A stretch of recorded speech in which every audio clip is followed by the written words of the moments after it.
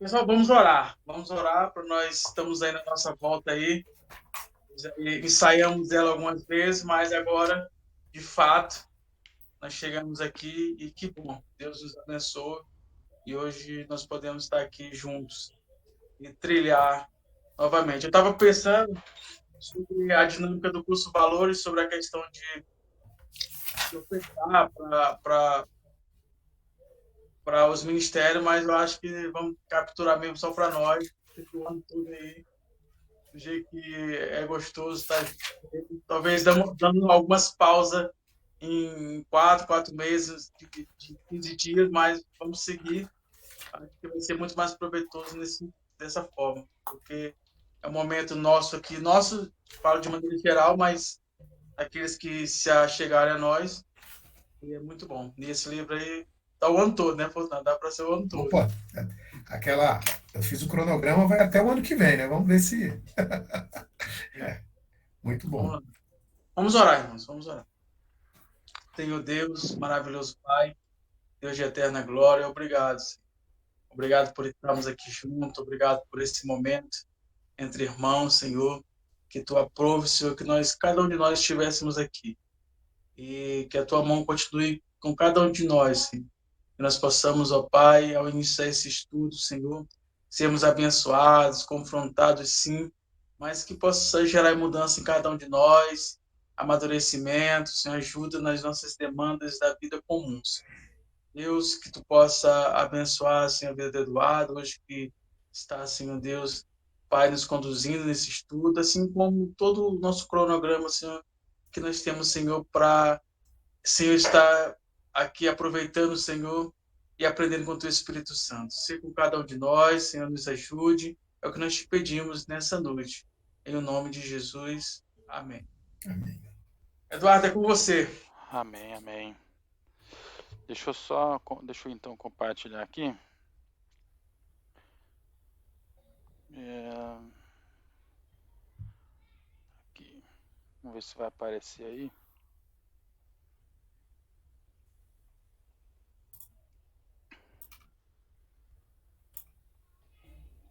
Tá aparecendo? Sim. Tá. Sim. Beleza. Bom, gente, então vamos começar o estudo. Para mim, eu vou falar que foi bem desafiador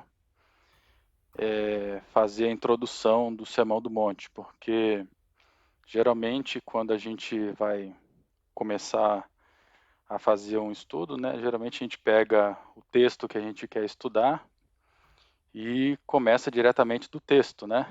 No caso, eu até achei assim, falei assim, não, que seria primeiramente as bem-aventuranças, mas quando você leu esse livro do Martin Lloyd Jones, né, você vê que ele trata de alguns assuntos, algumas coisas para que nós tenhamos um completo entendimento, né, do que realmente é o Sermão do Monte, né? Então, meus irmãos, vamos iniciar os nossos estudos no Sermão do Monte. O livro que nós estamos usando para fazer os nossos estudos é Estudos do Sermão do Monte, do Dr. Martin Lloyd Jones. O Dr. Martin Lloyd Jones foi um pastor presbiteriano. Ele foi ministro na famosa capela de Westminster, lá em Londres, durante quase 30 anos da sua vida. Largou a sua profissão em 1927 para assumir o ministério que ele foi chamado. Ele era médico e assistente do médico da família real britânica. Possivelmente ele foi um dos médicos ali que participou, que viu a rainha Elizabeth em criança, bebê, né? É considerado um dos maiores pregadores do século XX. E o versículo aqui que nós vamos utilizar como base hoje, só para os nossos estudos, é: ao ver as multidões, Jesus subiu ao monte. Ele se assentou e seus discípulos se aproximaram dele. Então ele passou a ensiná-los. Tá? Talvez muitos aqui estejam ansiosos para entrar nos estudos do Sermão do Monte. Muitos querem entrar nas bem-aventuranças, outros querem estudar a fundo esse profundo sermão de Jesus Cristo. Todas as vezes que eu leio o Sermão do Monte, Deus fala muito ao meu coração. Deus fala de forma diferente. E eu espero que assim seja também com os irmãos. Amém? Enfim, o que nós precisamos entender antes de entrar nesse belíssimo e rico sermão de Jesus Cristo? O Sermão do Monte tem um significado gigantesco nas Escrituras. Aqui Jesus fala que adultério é muito mais do que se deitar com outra pessoa. Aqui Jesus diz que aquele que odiar o próximo já cometeu assassinato. Podemos dizer que o Sermão do Monte é um conjunto doutrinário cristão, o mais completo que nós temos nas Escrituras, e nós não podemos fazer um estudo expositivo desse sermão de qualquer maneira. Nós precisamos ter alguns cuidados. E quais são esses cuidados? O Sermão do Monte, ele é impactante. Ele não é admirado somente pelos crentes, somente pelos cristãos. Ele também é admirado por pessoas que não professam a nossa fé. E não somente aqui no Brasil, mas em vários lugares do mundo, pessoas com cargos públicos importantes e de grande destaque, eles usam o Sermão do Monte em seus discursos. As pessoas do mundo reconhecem o Sermão do Monte como um símbolo de regras práticas. Eu não sei se a palavra regras práticas esteja usada da forma correta, mas essas pessoas reconhecem o Sermão do Monte como um norte a ser seguido. Esse é um dos motivos para tomarmos cuidado ao estudar o Sermão do Monte. Nós não podemos interpretar o Sermão do Monte de qualquer forma, não podemos interpretar o Sermão do Monte da forma errada. Nós precisamos tomar cuidado para não cometer erros de interpretação, não cometer heresias, principalmente em nossos estudos aqui em classe, na EBD, no curso Valores. Então, eu vou dar um exemplo aqui de erros de interpretação, né? São Francisco de Assis, ele vai fazer uma interpretação errônea, ele vai fazer uma interpretação errada da passagem do Sermão do Monte.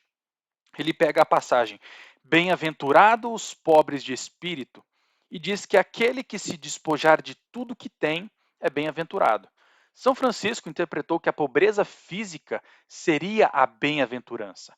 Ele acreditava que se desfazer dos bens materiais abriria as portas dos céus.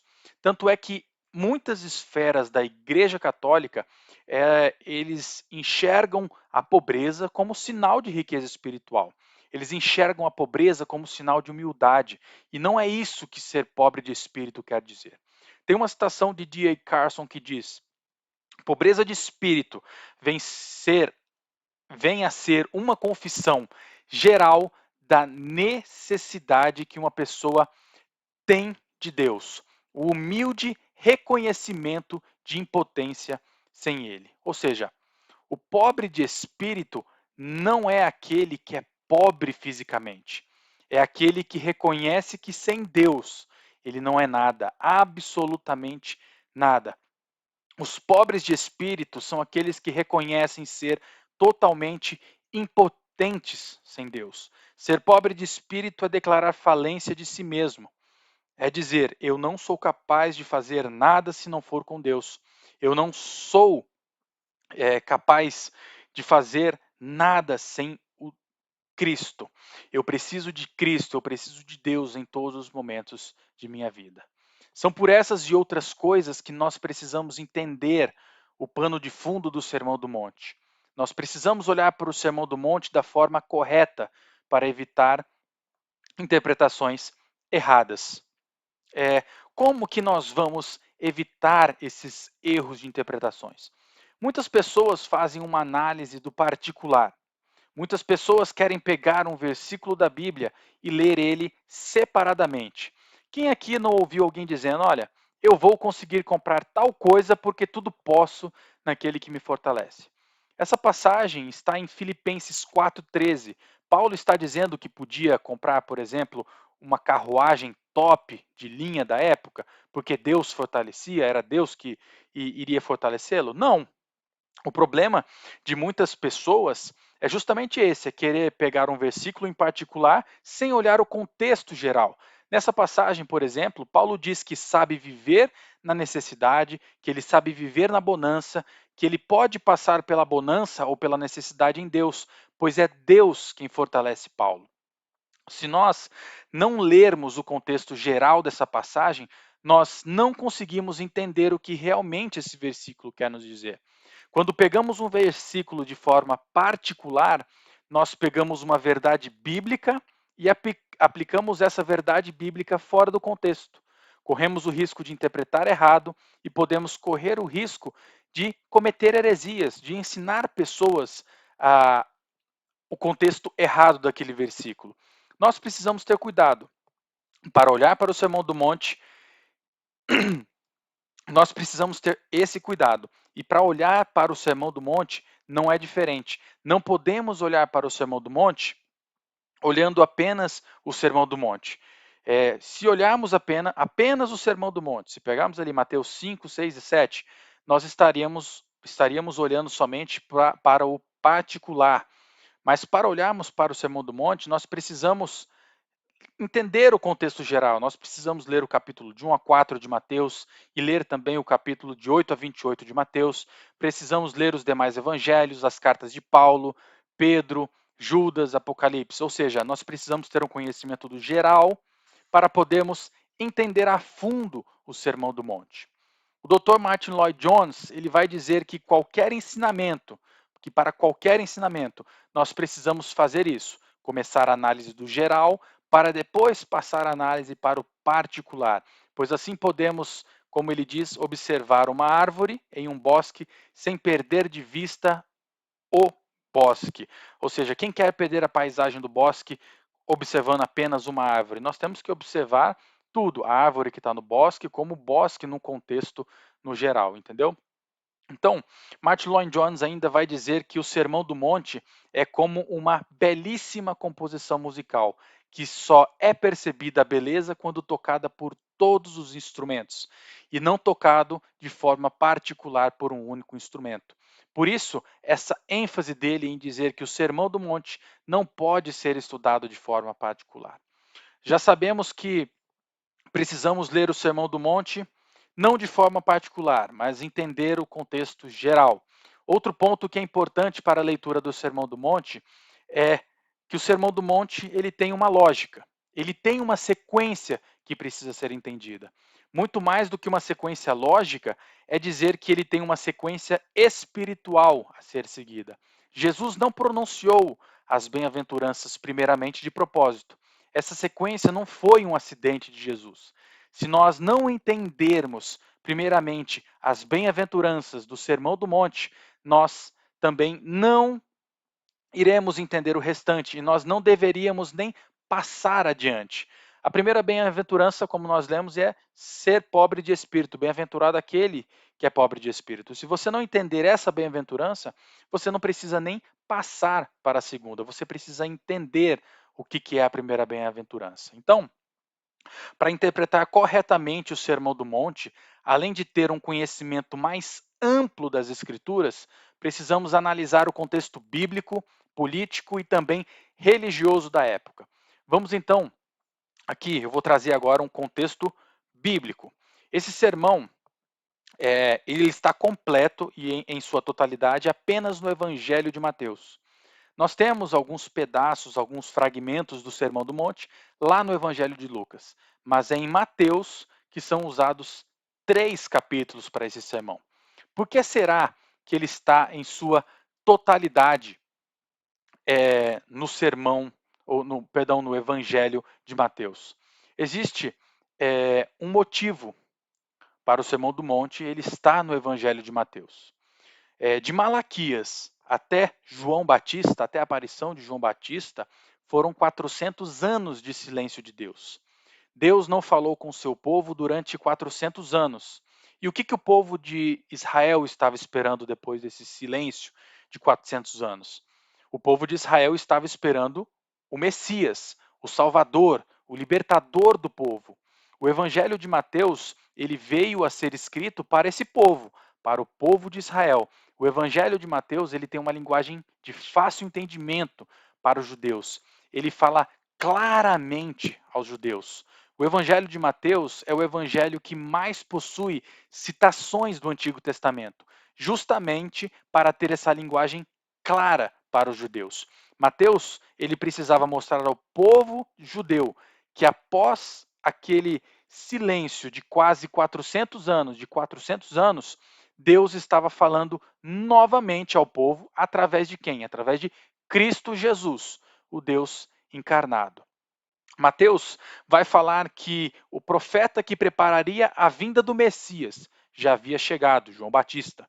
Mateus também vai mostrar que o Messias já tinha vindo ao mundo, que o Messias é Jesus Cristo. Mateus fala que o propósito de Deus para o povo já havia se cumprido, que todas as promessas se cumpriram em Cristo Jesus, aquele que foi negado pelos judeus. Mateus mostra aos judeus o vínculo das promessas de Deus no Antigo Testamento com o cumprimento de todas elas em Jesus Cristo no Novo Testamento.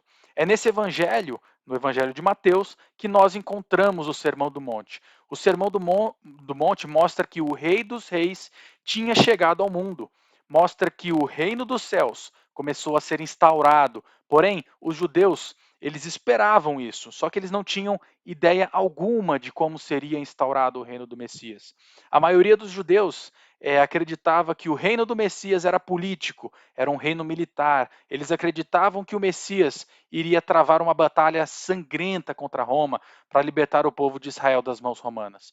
Eles estavam equivocados. Jesus não veio com essa intenção.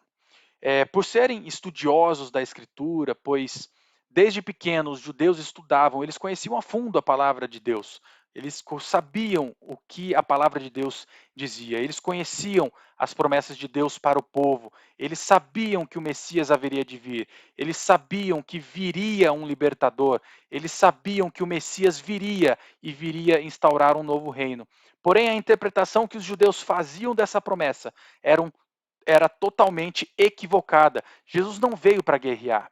Jesus não veio para ferir ninguém. Jesus não levantou a espada. Jesus pregou a palavra de Deus. O próprio Deus veio ao mundo e pregou a sua palavra a nós. Jesus realmente veio para cumprir as promessas de Deus constantes no Antigo Testamento. Jesus veio para instaurar o reino dos céus para todos aqueles que nele crê, mas não um reino baseado em guerra. E Jesus mostrou isso no Sermão do Monte, que ele não veio para guerrear, ele não veio para derrubar o poder de Roma, ele não veio para derrubar César, não veio para derrubar Herodes, não veio para derrubar Pilatos. Ele veio instaurar o reino de Deus, um reino que para você entrar no reino, você não precisa guerrear, você não precisa levantar a espada fisicamente, você precisa apenas crer, ter fé no Filho unigênito de Deus. E quando cremos nele, nos tornamos pobres de espírito, nos tornamos humildes, passamos a ter sede de justiça, passamos a ser misericordiosos, passamos a ter o coração limpo e puro, passamos a promover a paz, mas também seremos perseguidos. E isso não é ruim. Ser perseguido não é ruim, pois para instaurar o reino de Deus, Cristo foi perseguido, precisou descer ao reino dos mortos e ressuscitou ao terceiro dia e está à direita do Pai. Então, o Evangelho de Mateus, antes que precisasse chegar a nós, até nós, na nossa atualidade, precisou chegar para os seus, precisou chegar para os judeus, as ovelhas perdidas de Israel. Ele é um evangelho direcionado aos judeus, como disse anteriormente, rico em passagens do Antigo Testamento. Mateus precisava mostrar ao povo de Israel que Jesus Cristo era o Messias esperado. Então, Mateus cria esse vínculo com o Antigo Testamento e mostra aos judeus que o reino dos céus está sendo instaurado pelo Messias e que esse Messias é Jesus Cristo, o Filho de Deus, o Filho unigênito do Pai. Então, esse é o contexto bíblico por trás do Sermão do Monte. Agora, vamos ver qual o contexto político. O que os judeus esperavam? Qual era a maior promessa de Deus para os judeus? Eles esperavam pelo Messias, eles esperavam pelo libertador. A maior parte dos judeus tinha em mente que o Messias iria ser um grande político, um grande político, um grande militar, um grande general, um Messias que iria fazer uma grande revolução na época, um Messias que iria libertar o povo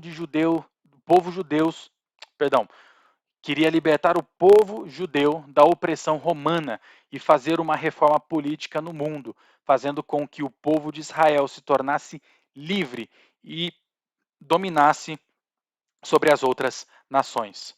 É aqui que Cristo aparece em Israel. É nesse cenário, um cenário onde Roma domina não somente o povo de Israel, mas domina o mundo. Jesus começa fazendo milhares e mais milagres, milhares e milhares de milagres. Para muitos judeus, Cristo era o Messias pelos milagres que ele fazia. Não existiu ninguém no mundo que fazia tais milagres. Só que existia uma dúvida entre muitos que seguiam Jesus. Como pode um nazareno fazer tais coisas? Como pode o Messias vir de Nazaré? Como pode o Messias ser filho de José, ser filho de Maria? Como pode o Messias ser um galileu? Imagina como foi para aqueles judeus ouvir o Sermão do Monte. Entre os ouvintes do sermão deveriam ter pessoas cultas, deveriam ter escribas, talvez sacerdotes, mas também tinha o povo que era a classe pobre, tinha as pessoas que não tinham muito conhecimento. Talvez para muitos ali o Sermão do Monte foi de se admirar, como nós vemos nos dois últimos versículos do capítulo 7 de Mateus, que diz: quando Jesus acabou de proferir estas palavras, as multidões estavam maravilhadas com a sua doutrina, porque ele as ensinava como quem tem autoridade e não como os escribas. Assim como teve pessoas que se admiraram, como podemos ver, provavelmente existiram aquelas pessoas que se frustraram. Imagina o judeu que esperava um Messias que subisse no cavalo, levantasse a espada e fosse combater Roma. Imagine a cara desse judeu quando Cristo disse: ore pelos seus inimigos. No Sermão do Monte, Cristo proferiu palavras que diziam não para a guerra, que diziam não à política, que dizia não para nós mesmos. As palavras que Jesus proferiu no Sermão do Monte eram palavras de arrependimento, palavras de submissão, palavras de reconciliação, palavras que iam de encontro com aquilo que os judeus esperavam do Messias. Os judeus não esperavam um sermão daquela intensidade, não esperavam um sermão desse tipo, mas eles esperavam algo tipo Dom Pedro, quando foi declarar a independência do Brasil, né? Era em cima do cavalo, espada para cima, independência ou morte. Era isso que os judeus esperavam. Só que no Sermão do Monte não havia nada que libertasse o judeu dos romanos. Não havia nada demonstrando que Jesus iria ser um grande político. Não falava de guerra, mas falava de paz, falava de amor. O Sermão do Monte mostra que o ser humano precisa passar por uma reforma, mas não política ou econômica. Mostra que nós precisamos passar por uma reforma interior. Mostra que precisamos deixar de lado o homem brigão. Mostra que precisamos mudar a forma de enxergarmos as coisas, que precisamos mudar nosso pensamento em relação a muita coisa. O Sermão do Monte não foi falado para mudar esse mundo em que vivemos. Ele não foi feito para mudar o mundo político de agora e nem o mundo político da época. Ele não foi falado para melhorar a economia de Israel. Ele não foi falado pensando em destruir Roma. Ele foi falado para mostrar ao homem e aos judeus da época o que realmente é o reino dos céus. No Sermão do Monte, Jesus exalta aqueles que são rejeitados pela sociedade, não só da época, mas muitos que hoje são rejeitados também. Jesus rejeita aqueles que são exaltados e que são exaltados ainda hoje. Me diga, olhando para o contexto atual ou para o contexto da época, quem iria esperar um sermão desse tipo vindo do Messias? Um sermão que confunde a cabeça humana, dizendo para nós orarmos pelos nossos inimigos. Como posso eu orar por César? Como eu posso orar por Pilatos? Como que eu vou orar pelo rei Herodes? Se nós formos trazer isso para a atualidade, aquele que acredita no Partido dos Trabalhadores, que é um petista, por exemplo, ele se pergunta: como que eu vou orar pelo Bolsonaro? Como que eu vou orar pelo governo do Bolsonaro? Eu vou orar para ele. A pessoa hoje ela pensa: eu vou orar para ele sair, para ele se dar mal. Assim também acontece com aqueles que são a favor do governo do Bolsonaro. Como eu vou orar pela Dilma? Como eu vou orar pelo Lula se eles ganharem as eleições nesse ano? Como eu vou orar pelo meu inimigo se a sociedade de hoje diz que nós devemos acabar com os nossos inimigos? Então, o Sermão do Monte diz isso, que nós devemos orar pelos nossos inimigos. O Sermão do Monte exalta aquele publicano lá da parábola do fariseu e o cobrador de impostos e despreza aquele fariseu legalista. E por que o Sermão do Monte faz isso? Porque os publicanos, as prostitutas, os leigos da época estavam se arrependendo. Eles estavam entendendo que era necessário o arrependimento, que era necessário mudança de vida. Eles estavam entendendo o que era o reino dos céus. Enquanto os fariseus e os escribas, eles não entendiam, chamavam Jesus de louco, achavam que Jesus estava totalmente equivocado, chamavam Jesus de blasfemo, e por acharem isso, fizeram o que fizeram com Jesus, né? Lá em João 18, 36 diz: o meu reino não é deste mundo. Se o meu reino fosse deste mundo, os meus ministros se empenhariam por mim, para que eu não fosse entregue aos judeus. Mas agora o meu reino não é daqui. Ou seja, o reino do Messias nunca foi deste mundo. Se o reino dos céus fosse nesse mundo, perdão, se o reino dos céus fosse desse mundo, Jesus nunca teria sido entregue aos judeus e a Pilatos. Se o reino de Deus fosse desse mundo, Jesus não teria mandado Pedro guardar a espada. Jesus teria levantado a espada e teria ido à guerra. O reino de Deus não consiste nesse mundo físico, mas consiste em uma mudança interior. Consiste na morte do velho homem para este mundo. Consiste em uma verdadeira mudança de vida do homem. Não você que é crente, que é lavado e remido pelo sangue de Cristo Jesus. Agora você entende porque não pertencemos a este mundo. Entende porque não podemos coadunar com as coisas deste mundo. Como nós não somos deste mundo, nós que somos coerdeiros com Cristo do que há de vir, também não podemos praticar e nem ser desse mundo. Esse mundo, como nós vimos no curso Valores do semestre anterior, é apenas uma peregrinação. Nós estamos aqui de passagem para o reino dos céus que nos aguarda. O Sermão do Monte são palavras de um reino que não pertence a este mundo, um reino que não é baseado em política e não é baseado em guerra. Esse era o contexto político, um povo que vivia sobre o jugo de Roma, que sonhava com a liberdade e com a vinda de um Messias, que seria um grande político e guerreador na época. Então, vamos agora entrar um pouco no contexto religioso. Qual era o contexto religioso? O contexto religioso da época é parecido com o que temos hoje. Hoje nós temos as igrejas históricas, que tem um viés mais reformado, nós temos as igrejas da teologia da prosperidade, nós temos as igrejas gourmet, que são aquelas igrejas que pregam a teologia, uma teologia do coaching. Vou citar apenas esses exemplos. Hoje é esse o cenário religioso que nós temos nos nossos dias. Não, na época, o cenário religioso ele era dividido em 4 grupos religiosos, se assim posso dizer: os fariseus, os saduceus, os essênios e os zelotes. Eram essas pessoas que estavam ouvindo o Sermão do Monte. Era para essas pessoas que o Evangelho de Mateus foi escrito. foram para eles que inicialmente o Sermão do Monte foi pregado. Mas quem eram esses grupos? Primeiramente, os fariseus. A palavra fariseu é uma palavra que quer dizer separado.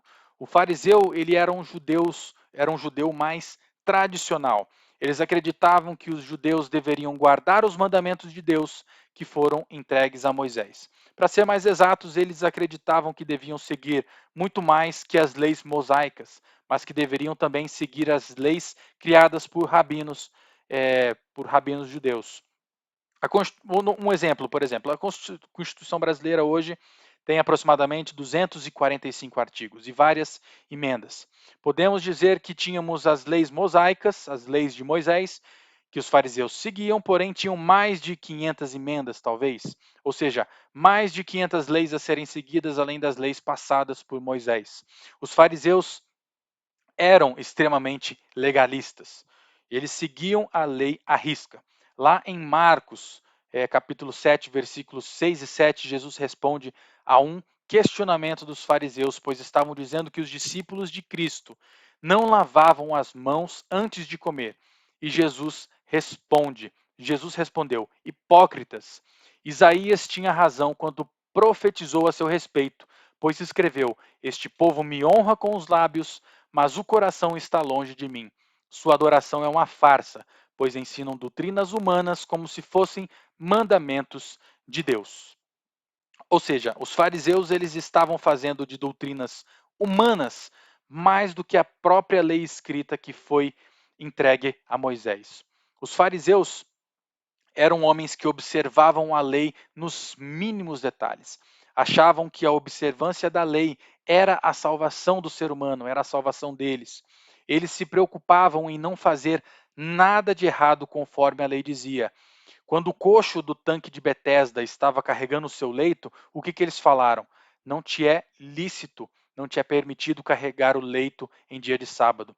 Quando os discípulos de Jesus colhiam cereais e debulhavam para comer, o que eles disseram? Por que fazeis o que não é permitido durante o sábado? Quando os discípulos sentaram à mesa e comeram sem lavar as mãos, o que eles disseram, os fariseus disseram?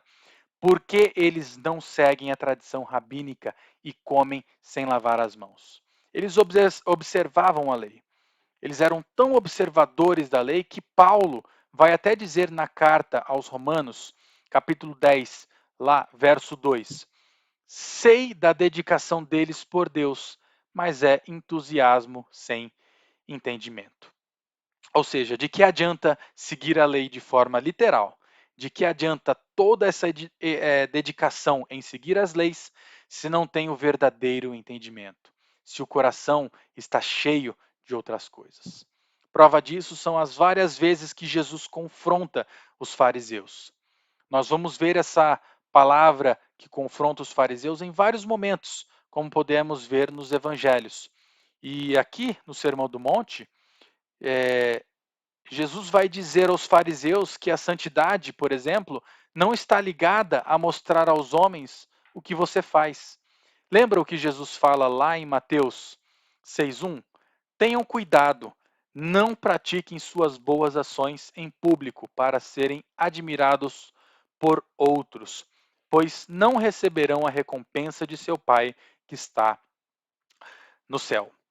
Quantos fariseus nós temos na atualidade? Me diga, quantas pessoas fazendo caridade e se mostrando para o mundo para ganhar likes no Instagram, likes no YouTube, para ganhar seguidores no YouTube, seguidores no Instagram ou no Facebook?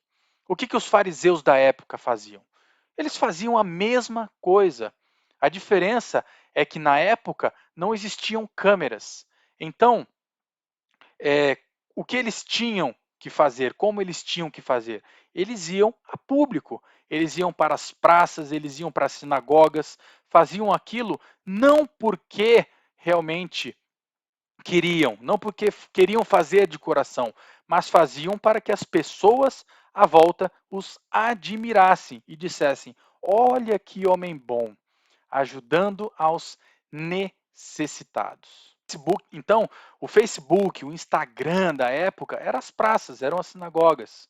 Em Mateus 6, 5 e 6, Jesus vai falar das orações feitas em público. Em Mateus 6,16, Jesus fala a respeito do jejum. Eles oravam e jejuavam para que as pessoas pensassem que eram homens religiosos, homens espirituais. Faziam para serem vistos pelo homem. Jesus, no Sermão do Monte, acaba com o que os fariseus chamam de religiosidade, o que eles chamam de santidade, de espiritualidade. Mostra que o que importa é o coração, é a humildade. Em Mateus 5,5 diz: Felizes os humildes, pois herdarão a terra. Vocês acham que aqueles que querem se promover às custas das misérias alheias e em cima de Deus são humildes? Jesus está mostrando que não se agradava dessas atitudes. Você pode observar que Jesus não tinha nada contra a oração, e muito menos nada contra o jejum. O jejum e a oração são bíblicos. O que Jesus coloca em xeque é a forma com que os fariseus faziam suas orações e jejuns. Jesus coloca em xeque o intuito do coração daqueles fariseus. Entenderam? Então, esse era o grupo dos fariseus. Agora, eu vou apresentar o grupo dos saduceus. Os saduceus, eles eram totalmente o contrário dos fariseus. Eles não seguiam as tradições rabínicas e, em alguns momentos, eles também desprezavam a lei mosaica. Os saduceus não acreditavam em anjos, não acreditavam em milagres, eles não acreditavam na existência da alma. Acreditavam que uma vez se vive e quando morre, tudo se acaba. Por causa dessa crença, também eles não acreditavam na ressurreição e na vida após a morte.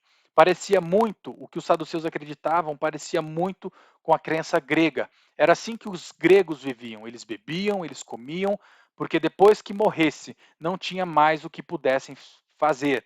Os saduceus, eles não tinham apego à lei, eles não eram legalistas como os fariseus. Eles eram liberais comparado aos fariseus. E como Jesus vai falar aos saduceus no Sermão do Monte? Jesus vai mostrar que essas ideias são totalmente contrárias ao espírito da fé. Ou seja, Mateus 5,13 diz: Vocês são o sal da terra, mas se o sal perder o sabor, para que servirá? É possível torná-lo salgado outra vez? Será jogado fora e pisado pelos que passam, pois já não serve para nada.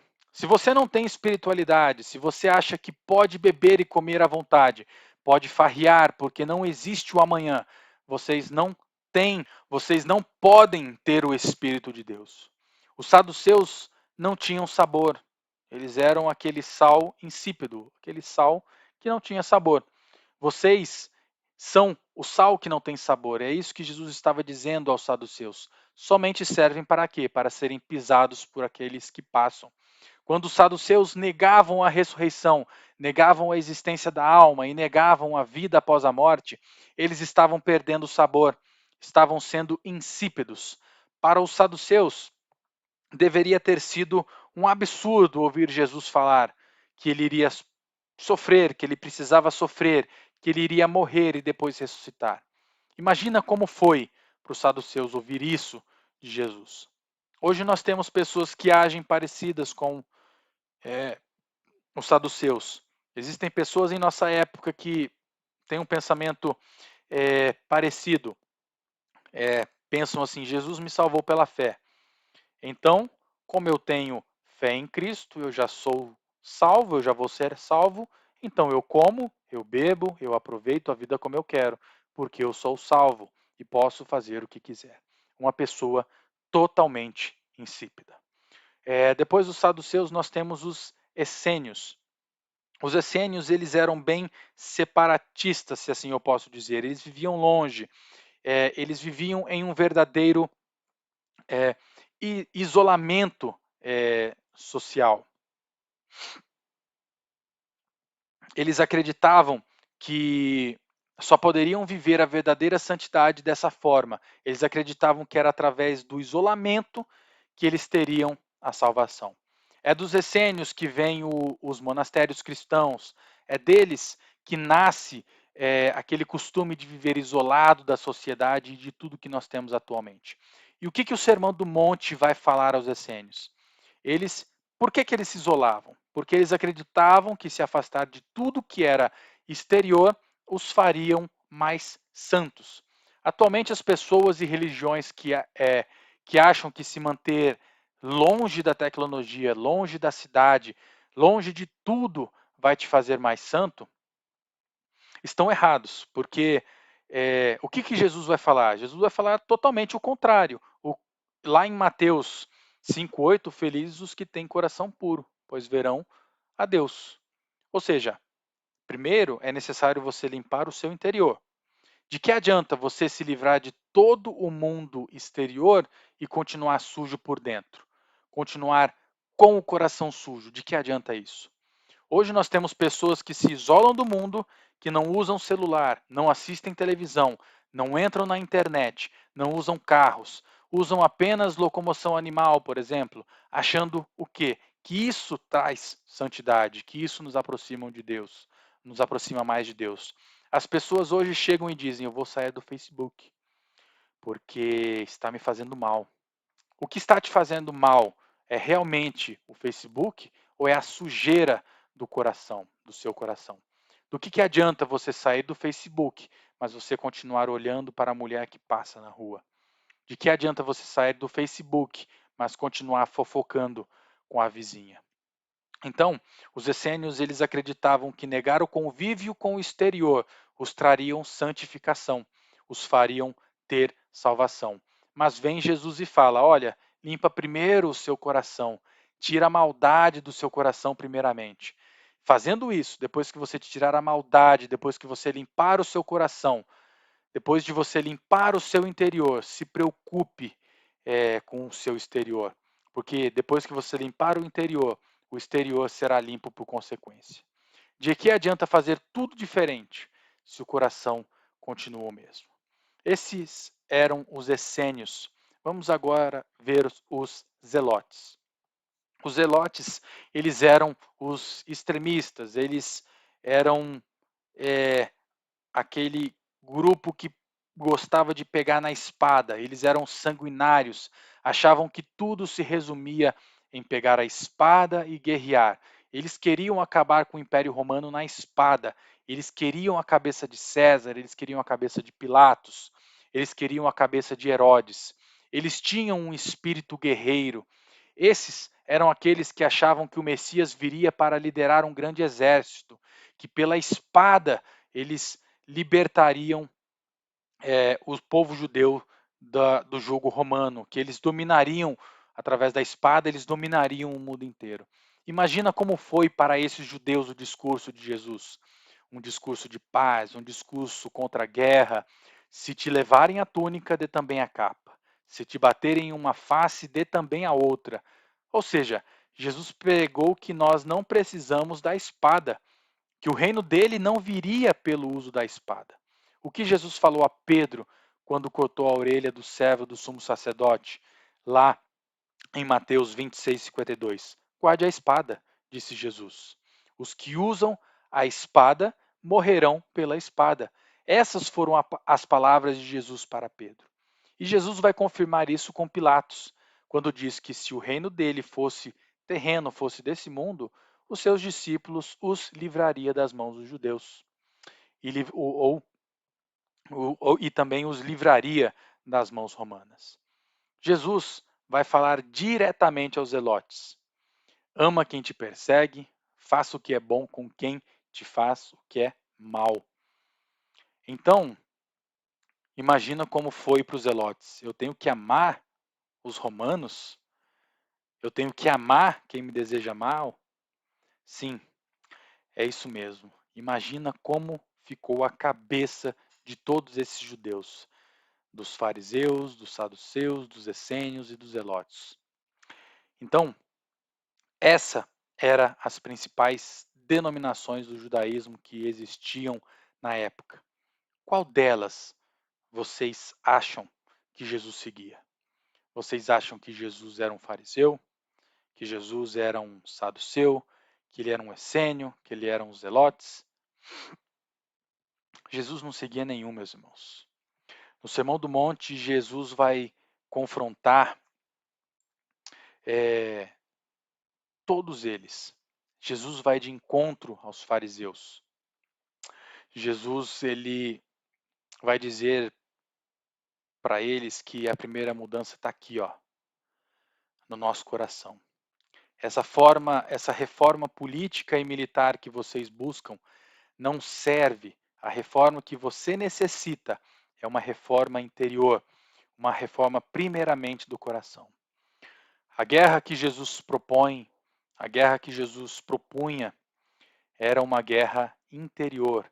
É uma guerra interior, uma guerra contra o velho homem, não uma guerra de espada contra o nosso próximo. Pois o reino dos céus é, antes de tudo, algo que está dentro de vós. Trata-se daquilo que governa e controla o coração, que controla a mente e as atitudes de cada indivíduo. O reino dos céus, ele não é político, ele não é militar.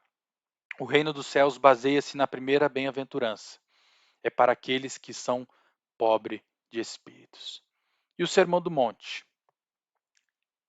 E então fica a pergunta: o Sermão do Monte é para os dias de hoje, é para o crente moderno? Existem pessoas que dizem que o Sermão do Monte é um conjunto de regras a serem seguidas pelos cristãos. Dizem que tudo que está escrito no Sermão do Monte, o cristão deveria aplicar em suas vidas. Se fizermos isso, estamos sendo iguais aos fariseus. Nós estaríamos sendo legalistas. Dependeremos da lei para a nossa salvação. O Sermão do Monte não é um conjunto de regras a serem seguidos, mas mostra como é a vida daquele que verdadeiramente foi transformado por Cristo. Um cristão, como eu disse anteriormente, ele não consegue ser pobre de espírito porque ele quer. A partir do momento que essa pessoa reconhece Cristo como Senhor e Salvador, ele já se tornou pobre de espírito, pois ele está dizendo que precisa de Cristo, que precisa de Deus. Ele está negando a si mesmo. E a jornada cristã aqui é essa: é se negar cada dia mais, é se tornar cada dia mais pobre espiritualmente. Ser pobre espiritualmente quer dizer que ninguém pode viver o que está escrito no Sermão do Monte, senão com a ajuda de Cristo. E esse é o primeiro passo do Sermão do Monte. Essa é a primeira bem-aventurança. Porque se você não se sentir dependente de Deus, se você não se sentir impotente sem Deus, você não terá o reino dos céus, pois ainda não se tornou pobre de espírito. O Sermão do Monte não diz: vivei assim e serão cristãos. Mas o Sermão do Monte diz: visto que sois cristãos, vivam desse modo. Não somente o Sermão do Monte, mas o Evangelho em si está alicerçado em pressupostos de que as pessoas a quem esses ensinamentos foram dirigidos são pessoas lavadas e remidas no sangue de Cristo Jesus. Alguns estudiosos vão dizer que o Sermão do Monte é uma releitura da lei mosaica. Vimos que nenhum dos judeus da época entendiam a lei em sua totalidade. Eram todos superficiais. Eles interpretavam a lei da forma errada. Se nós olharmos para o Sermão do Monte, vamos ver que realmente ele trata alguns pontos da lei mosaica. E quando os trata, eleva a lei mosaica a outro patamar. É como vemos no caso do adultério e do assassinato, por exemplo. Aquele que olhar para uma mulher e desejar já cometeu adultério. Aquele que odiar o seu inimigo já cometeu assassinato. E ainda que, se assim fosse uma releitura da lei mosaica, onde entrariam as bem-aventuranças? Porque as bem-aventuranças nos elevam a outro patamar, ultrapassam as leis de Moisés. Entendem? Outras pessoas dizem que o Sermão do Monte pode ser dispensado da vida cristã, que o Sermão do Monte não tem nenhuma ligação com o crente moderno. Alguns acreditam que o Sermão do Monte é como será o reino de Deus quando Cristo voltar para instaurar o reino. Muitos acreditam que o Sermão do Monte são instruções de como será a inauguração do reino. Essas pessoas acreditam que Jesus, em sua divindade, não foi capaz de instaurar o reino quando ele veio pela primeira vez. Então, eles dizem que Cristo idealizou toda a era da igreja até a sua volta e depois desistiu, porque ele não conseguiu instaurar o reino naquele momento.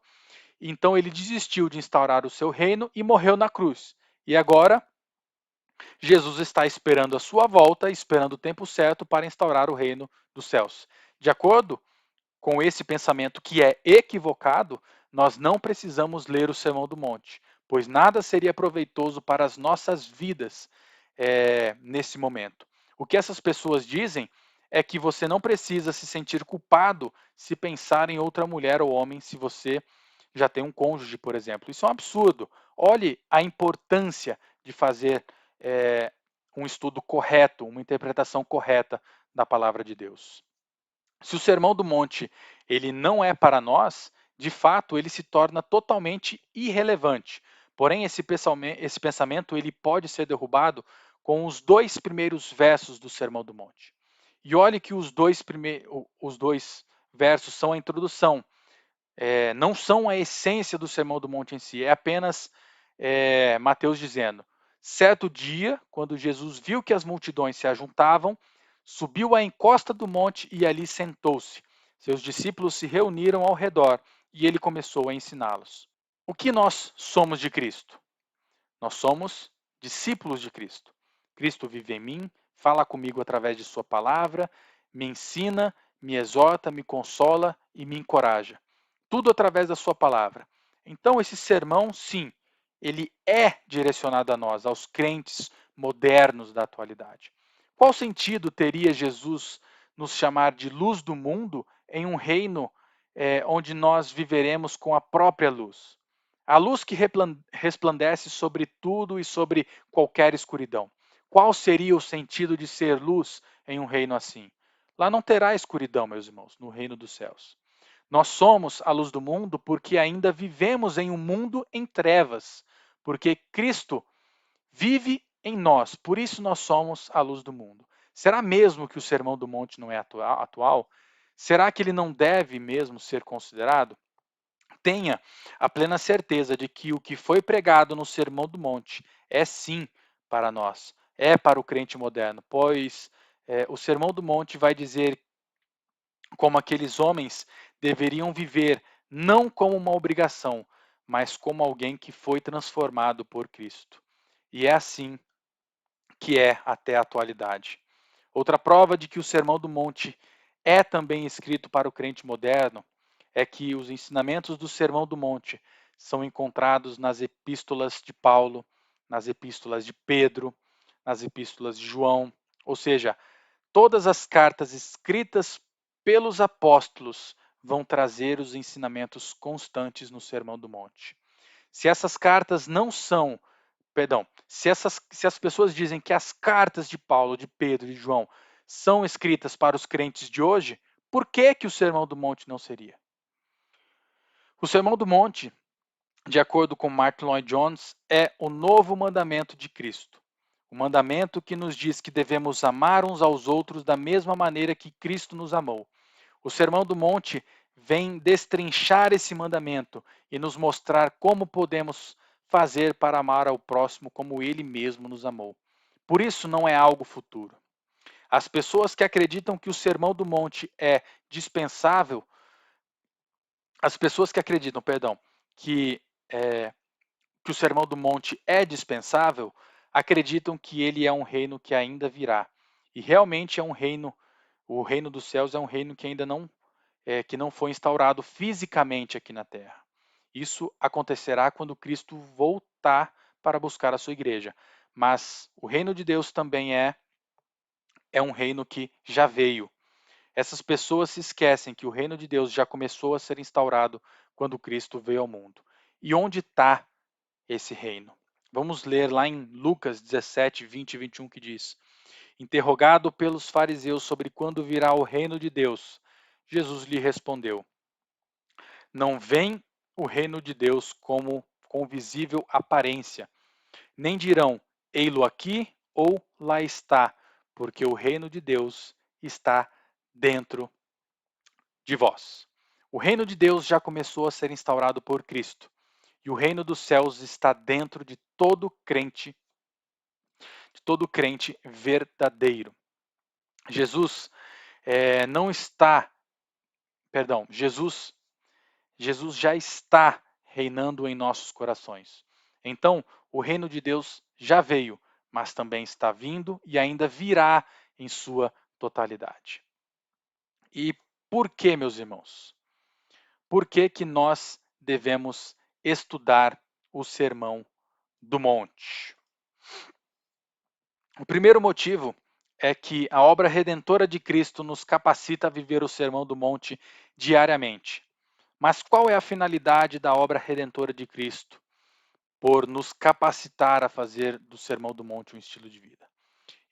Lá em Tito 2,14 vai dizer, o qual a si mesmo se deu por nós a fim de remir-nos, o qual a si mesmo se deu por nós a fim de remir-nos de toda a iniquidade e purificar para si mesmo um povo exclusivamente seu, zeloso de boas obras. Ou seja, Paulo está dizendo aqui que a obra redentora de Cristo possibilitou que puséssemos em prática o Sermão do Monte, para que possamos ser livres de toda iniquidade, para que possamos ser puros.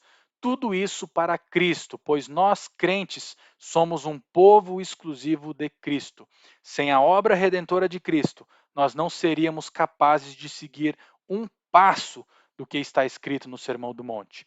E isso nos leva ao segundo motivo, que é o Sermão do Monte nos ensina e nos mostra a extrema necessidade de matar o velho homem que existe em nós e então ser nova criatura em Cristo Jesus. Bem como mostra também a necessidade que temos do Espírito Santo em nossas vidas. Mostra a necessidade de atuação do Espírito de Deus no mais íntimo dos nossos corações. É isso que as bem-aventuranças mostram. Mostram que se eu não nascer de novo, que se eu não for dependente de Deus, eu estou totalmente perdido. Portanto, meus irmãos, estude o Sermão do Monte, guarde-o no mais íntimo do seu coração. O Sermão do Monte vai te mostrar, vai te levar e vai te mostrar a necessidade do novo nascimento.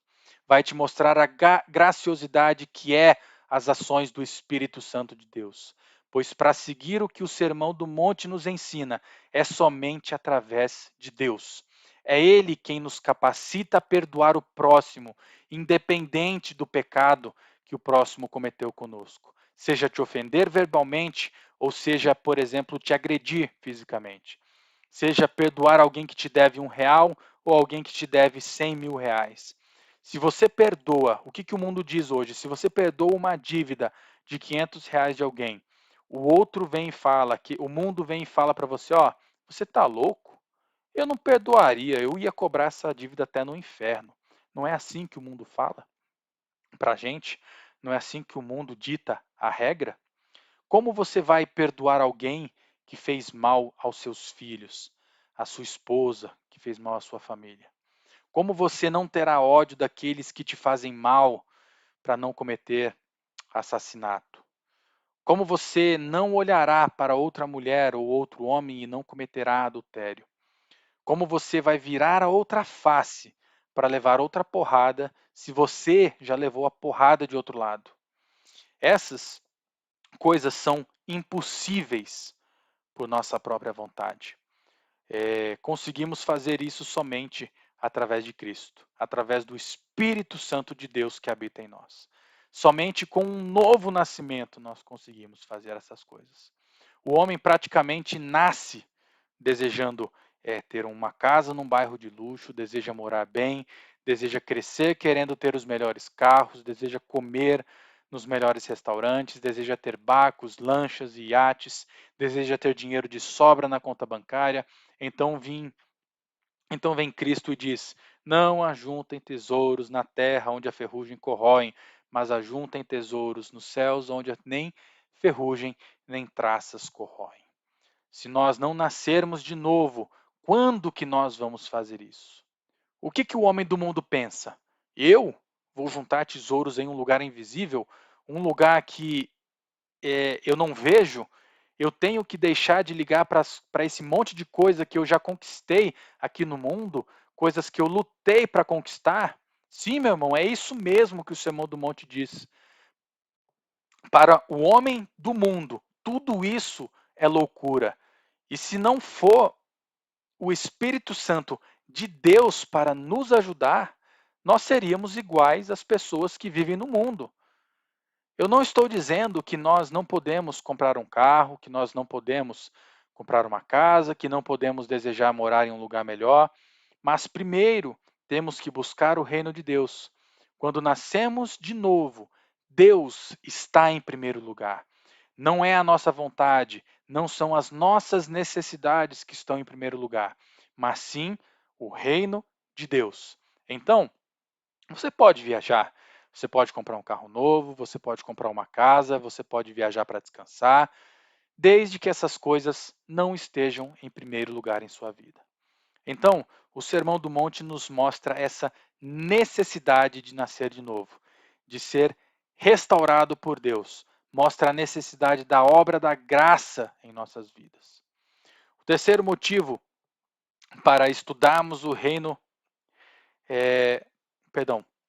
o terceiro motivo para estudarmos o Sermão do Monte é que quando colocamos em prática os ensinamentos aqui passados por Jesus, nós experimentamos as bênçãos que nos é prometida.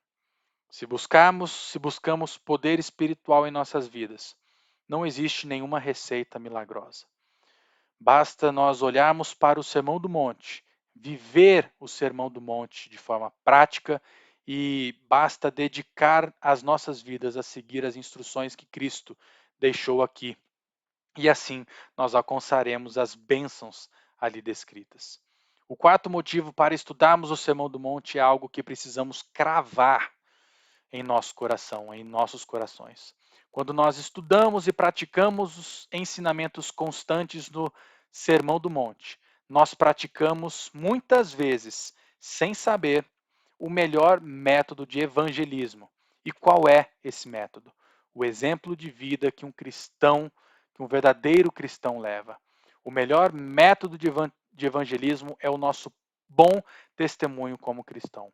O mundo, ele está sedento por cristãos verdadeiros, está sedento por cristãos genuínos.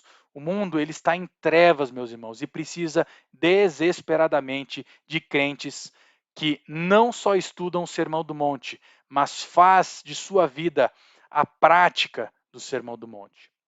As pessoas precisam olhar para nós crentes e se perguntar: de onde vem essa paz? De onde esse cara tira essa paz? De onde essa mulher tira essa paz? De onde vem essa tranquilidade? De onde vem esse amor?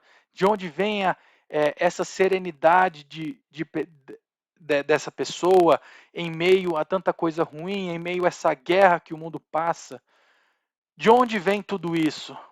Quando as pessoas começarem a olhar para você e começarem a fazer essas perguntas, elas vão querer conhecer o Deus que você serve.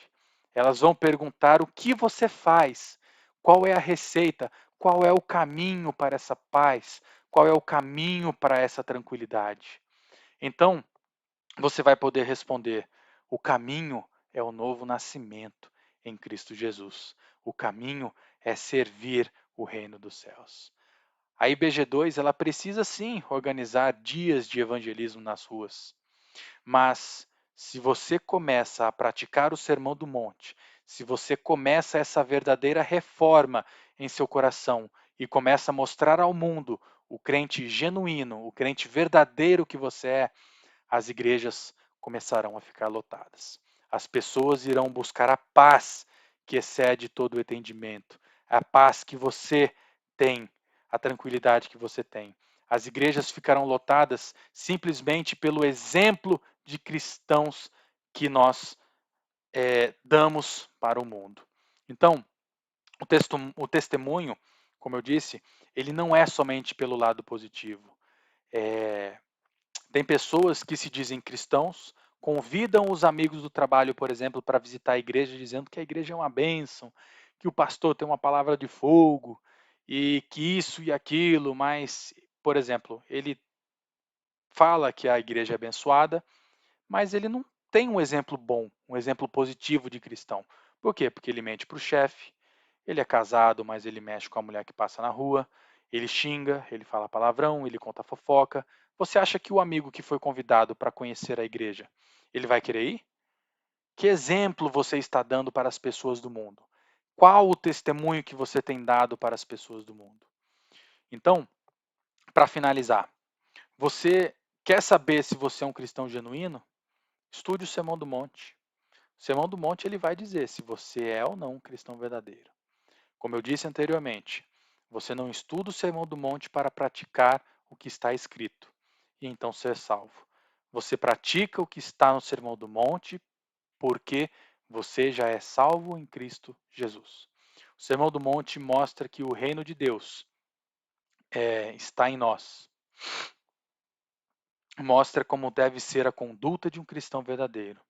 Mostra as características, o perfil, o padrão do novo povo de Israel. Se você parar agora para analisar a sua vida através do Sermão do Monte, qual vai ser o resultado? Você está caminhando para o bem? Você está caminhando para o mal? Qual será o resultado? Amém, meus irmãos? Alguém quer complementar? Fortunato? Messias? Amém. Vai falar, Messias? Pode falar. Olha só, o Edu começou, só trouxe só a introdução, né, Eduardo? Agora que o negócio vai começar. E olha que o tempo não deu, né? Eu queria só complementar algumas coisas, assim, parabenizar o Edu aí pela apresentação. Realmente, o Sermão do Monte, ou Sermão da Montanha, é o que existe de mais especial na Bíblia. Por que era o que todo cristão deveria conhecer, o que nós deveríamos estudar? O Velho Testamento são os profetas que registraram a história através daquilo que Deus revelou para eles. Os livros, os evangelhos e as cartas, eles foram escritas em cima daquilo que Jesus falou. O Sermão do Monte é o próprio Jesus, ou seja, é o próprio Deus falando para nós aquilo que nós deveríamos fazer. Então, assim, se existe na Bíblia alguma coisa que é a própria palavra do próprio Deus encarnado, é o Sermão do Monte. Se não existe nada mais importante, eu fico entusiasmado de que nós vamos começar essa caminhada no Sermão do Monte, porque o Sermão do Monte é Jesus dizendo para os seus discípulos o que eles tinham que fazer. Então, nós entendermos aqui que, dentro de tudo que o Edu explicou para nós, né, alguns pontos que a gente precisa colocar na nossa cabeça de uma forma muito cristalina e que isso entre na nossa consciência, de que o Sermão do Monte é a palavra de Jesus, Deus encarnado, dizendo o que é que nós temos que fazer. Isso é superior a qualquer outra coisa que tenha sido escrita por qualquer apóstolo, por qualquer profeta, por qualquer pastor, porque aqui não é nenhum desses homens falando, é o próprio Deus que está dizendo o que é para ser feito. E o Sermão do Monte tem essa característica, ele traz princípios, e esses princípios, quando você incorpora os princípios, você vai colocar esses princípios no seu dia a dia, nas particularidades da vida. Então, o Sermão do Monte é fundamental. E aquilo que o Edu falou, que é importantíssimo para a gente entender, o Sermão do Monte é igual um jogo, um PlayStation. Você só passa de fase, ou seja, você só vai para a segunda fase se você passar a primeira fase. E a primeira fase é a primeira bem-aventurança, que diz, bem-aventurado os pobres de espírito, pois deles é o reino do céu. Ou, em outra tradução, bem-aventurado os humildes de espírito, porque deles é o reino dos céus. Se você não for humilde, esquece. Não leia mais nada, porque você não vai conseguir fazer nada do Sermão do Sermão da Montanha. Porque o Sermão da Montanha começa com humildade. Se você não for humilde, esquece, você não vai fazer mais nada. Então, Jesus, quando expõe o Sermão do Monte, ele coloca numa ordem, numa sequência lógica, numa ordem, mostrando um todo do que é o reino de Deus, e ele vai colocando exatamente aquilo que são as características dos discípulos de Jesus. Para você ser discípulo de Jesus, você tem que ser, primeiro ponto, para começar a conversa, você tem que ser humilde. Não existe discípulo de Jesus que seja orgulhoso, porque aquele que é orgulhoso não tem condição de pedir perdão. Não reconhece que está errado. Não reconhece que precisa pedir perdão, precisa se confessar, que precisa se arrepender, que precisa mudar de posição, que precisa alterar as suas convicções, que precisa mudar a sua opinião, que precisa mudar o seu comportamento, precisa reconhecer que está errado. Então, o Sermão do Monte é extremamente atual, é o que há de mais importante. Eu chego até a dizer que, imagina que a Bíblia perdeu toda a Bíblia, não existe mais nenhuma Bíblia. Salvou só o Sermão do Monte. Nós temos o reino de Deus e a mensagem de Jesus ali, porque é o reino de Deus transcrito pelo próprio Deus para nós. Então, quando nós estudamos o Sermão do Monte, nós precisamos ter essa convicção. É a palavra mais importante que existe dentro da Bíblia.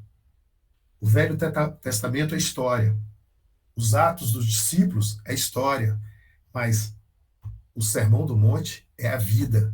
É Jesus dizendo o que nós temos que fazer. E olha que interessante. O texto começa dizendo que Jesus sobe no monte e chama os seus discípulos e começa a ensinar os seus discípulos o que eles tinham que fazer. E a primeira chapuletada que ele dá é: sejam humildes de espírito, sejam pobres de espírito.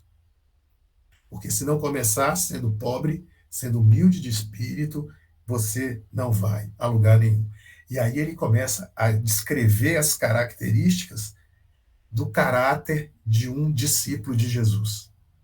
Então, as características de um discípulo de Jesus estão descritas nas bem-aventuranças. Então, aqueles que possuem aquelas características são verdadeiros discípulos de Jesus.